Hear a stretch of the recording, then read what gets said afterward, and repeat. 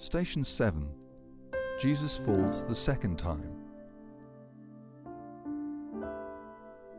Continuing the steep ascent for another 70 meters, you will arrive at a crossroad. At this junction, you face the 7th station. Inside a small chapel, a huge pillar remains of the Judgment Gate, a 1st century Jerusalem gate. In biblical times, the city gates were the place where judgments were passed, and from here people were led to their public execution.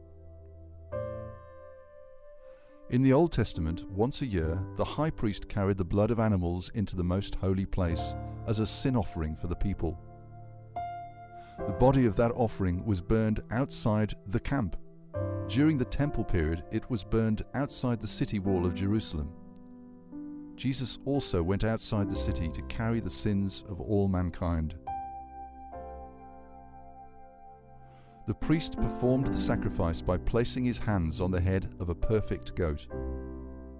Thus, all the sins of the people were transferred on that goat, and also all the perfection of that goat was transferred onto the people.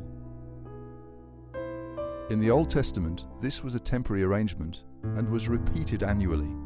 In the New Testament, Jesus sacrificed himself on the cross once for all.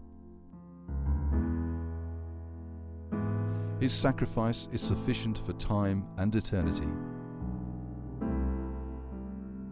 A city gives protection, and being inside an encampment makes us feel safe and warm. Going outside makes us feel exposed and vulnerable. This act requires faith that somehow God will be with us and He will be our defender. Abraham also went out of his comfort zone and lived a life outside the city walls. He is called our Father of Faith. Jesus goes out of the city to carry the shame and reproach of sinful men. In Hebrews we read, "Let us then go to him outside the camp, bearing the disgrace he bore, not indulging in sin, but instead live holy lives."